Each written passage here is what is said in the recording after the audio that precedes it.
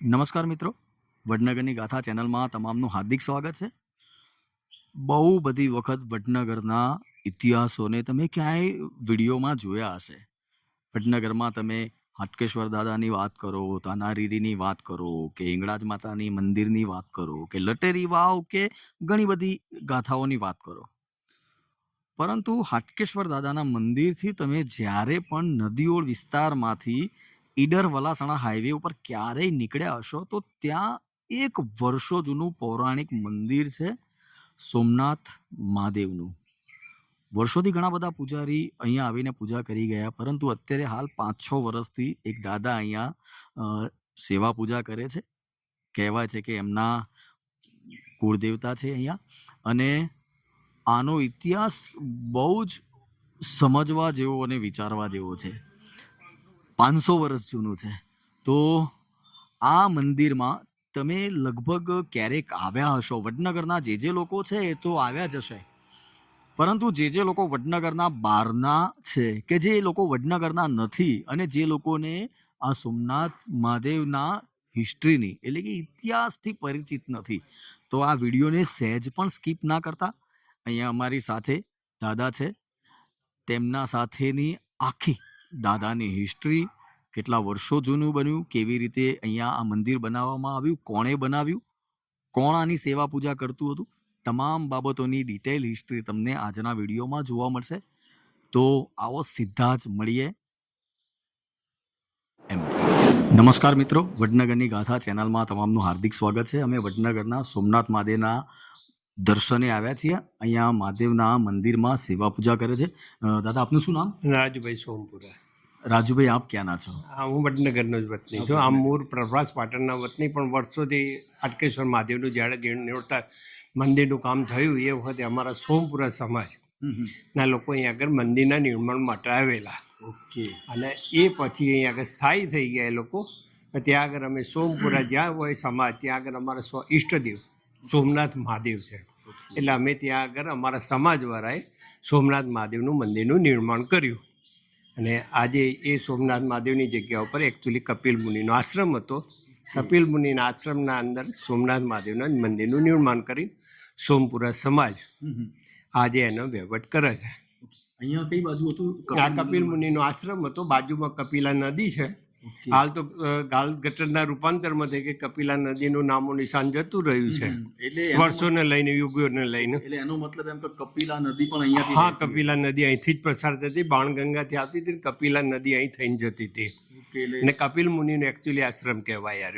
એ હજુ જૂની હિસ્ટ્રી તો હા છે.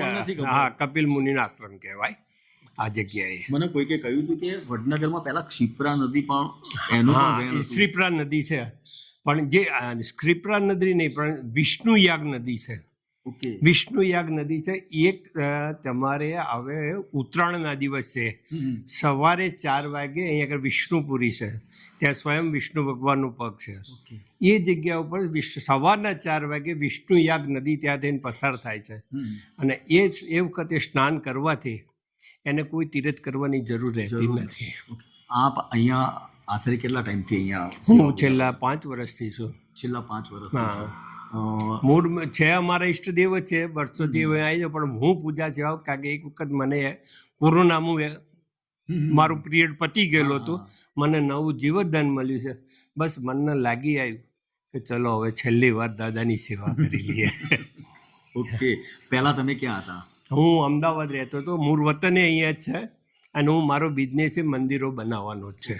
એવું વિચારી શકીએ કે સ્પેશિયલ દાદાએ તમને સ્પેશિયલ બોલાયા હોય એવું લાગે? ભાઈ, જો કંઈક લેખ લખેલા હશે અમારા પૂર્વજન્મના, કોઈ લેખ બાકી હશે, કોઈ બાકી હશે, તો અમે આ બીમાર પડીને અમારા ઉપર લાલ ચોકડી વાગી.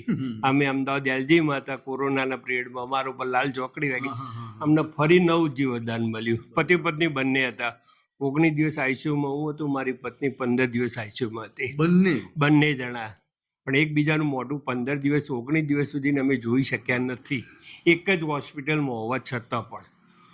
અને છેલ્લી વારના બસ ઘરે આવ્યા, અને અમદાવાદ છોકરા જોડે રહેતા હતા, ઘરે આવ્યા નવરાત્ર કરવા માટે. પછી બસ મનના લાગી આવ્યું ચલો હવે એને જીવાડે છે, છોડો બધું.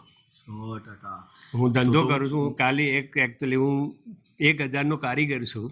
હું પોતે સાંજે રમતે 1,000 રૂપિયા કમાઈ શકું એટલે એવું તમે છું. શાના કારીગર છો? હું Special. મૂર્તિઓ બનાવવા માટેનું અને મંદિરોના નિર્માણ માટેનું. ઓકે, પથ્થરકામનો. જે વારસાઈ જે તમારું જે હા, કામ અમારો છે, વારસાઈ પણ ધંધો એમાં છે. તમે- એમાં તમારી માહિરત છે. હા, માહિરત છે. એટલે હું તો ગાઈડ રાઇટિંગ કાઢે ને એ બધા આ બધા બી તમારા અમે કરું છું. બહુ જોરદાર આ કહેવાય. મંદિરોનું મૂર્તિનું કામ કરી શકું છું, મંદિરનું નિર્માણ કરી શકું, પાયાથી માંડીને ઠીક સુધી.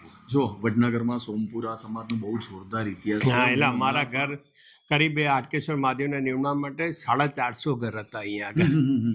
આજે 14-15 ઘર હા. છે કે લોકો બહાર જતા રહ્યા, બીજા બધા જ્યાં જ્યાં ધંધો મળ્યો ત્યાં ત્યાં વસવાટ કરી લીધો આ લોકોએ. એટલે હું તો એવું માની શકું કે પબ્લિક માટે કદાચ દાદા શ્રાવણ મહિનામાં ખાસ હશે, પણ તમારા માટે 12 માસના આજીવન. હા, હા, કારણ કે અમે સોમપુરા સમાજ એ બ્રાહ્મણ છે, પ્રભાસના વતની છે. પ્રભાસના, હા. અને ચંદ્રના ઉત્પત્તિ કરેલા સ્વયં શિવે અમને ઉત્પન્ન કરેલા છે. કે રુદ્રાક્ષ છોડીને અને અમને સ્વયં શિવે ઉત્પાદન કરેલા છે. અને અમે એ જ શિવ એ જ અમારી મા ગણીએ, બાપ કરીએ, ગુરુ ગણીએ. અમે શિવ સિવાય કોઈને ઓળખતા નથી.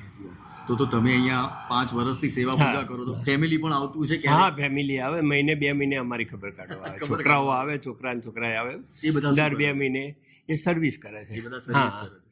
પણ ચલો તમને એવું મારો અમે તો છોકરો એવી- એ ફાર્મા કંપનીમાં છે, બહુ છે, ટીચરમાં છે. ઓકે, અમે તો એવી અપેક્ષા રાખીએ કે જ્યાં સુધી આ જીવન છે ત્યાં બસ સુધી ત્યાં સુધી દાદાની દાદાની ઈચ્છા હશે ત્યાં કારણ કે સુધી એમણે જ કરશું નવજીવન એ. આપ્યું, હા, હું એવું નવજીવન. માનું છું. 100% એમને નવજીવન આપ્યું મને. કદાચ તમે કોરોનામાં તમે અને બા હા. બંને હોસ્પિટલમાં હતા તો બાનું શું કહેવું હતું એ વખતે હે બસ બાએ એક જ મારા નિર્ણય ઉપર બાએ હાજરી પૂરી દીધી. કે તમે જે કરો હું મારી રાહે જેવી રીતે આપણે જલારામ બાપાને પત્ની એમના માર્ગે ચાલ્યા એવી રીતે મારી પત્ની પણ મારા માર્ગે ચાલી. બસ કે તમે કહો એ પ્રમાણે સહી. તો બહુ સરસ. એટલે એને 5 મિનિટ મને આ કે ના હમ. ક્યારેય કીધું નથી. આજે આ દાદાની સેવા કરીએ, દાદાનો થાર કરીએ છીએ, હમ. બરોબર. કોઈના ભાગે અમે માગતા નથી. હું પણ પોતે પગાર લેતો નથી સંસ્થા પાસેથી. ઓકે. બસ દાદા પૂરું કરે જાય છે, છોકરો મોકલાવે છે અમારો, હમ. અને એનામાંથી અમે ખાઈ પીને આનંદ કરીએ, દાદાનો થાર કરીએ છીએ. બહુ સરસ, બહુ સરસ. કારણ કે અમારે અંદર ગયેલી કોઈ પણ વસ્તુ વપરાતી નથી. ગર્ભગૃહની અંદર જાય તો કોઈ પણ વસ્તુ અમે ના વાપરી શકીએ. એનો કારણ કે ઉપયોગ ના થાય. ના, એનો અધિકાર ખાલી તપોધન બ્રાહ્મણ, કોઈ સંન્યાસી હોય, કોઈ તો ગાય હોય, કોઈ તો રાવણદેવ હોય, ઓકે, આ લોકોને જ વાપરી શકાય. બરાબર. ગર્ભગૃહમાં ગયેલો અમે ના ખાઈ શકીએ. બહુ સરસ. એ અમને અધિકાર નથી અધિકાર આપ્યો, ભગવાને એટલે નથી. બહુ મસ્ત અધિકારની તમે વાત કરી. તો હવે વડનગરના વાસીઓ બધા શ્રાવણ મહિનાની શરૂઆત હા. થશે એટલે બધા લોકો અહીંયા આવશે. આવશે.